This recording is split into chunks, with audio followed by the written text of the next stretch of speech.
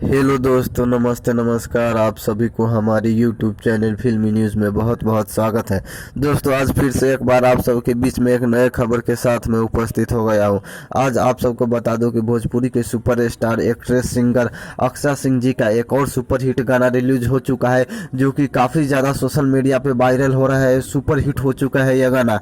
आप सबको बता दूं कि इस गाने का बोल है दोस्त नइखे बंगलिनिया के। बहुत ही भोजपुरी में तो ऐसे बहुत ही बंगलिनिया गाना आया है, लेकिन अक्षरा सिंह जी का बंगलिनिया गाना काफ़ी सिंगरों से काफ़ी हट के है और सुपर हिट हो चुका है, जो कि अभी तक 4.2 मिलियन व्यूज़ हो चुका है यूट्यूब पर। 4.2 मिलियन यानी कि 42,38,294 व्यूज पाया है, जबकि लाइक मिला है 100 के लाइक पाकर यह गाना सुपरहिट हो चुका है, यानी कि सुपरहिट ब्लॉकबस्टर हो चुका है। तो आप सभी यह गाना देखना चाहते हैं तो अक्षरा सिंह जी की official YouTube channel Akshara Singh official पर जाकर देख सकते हैं।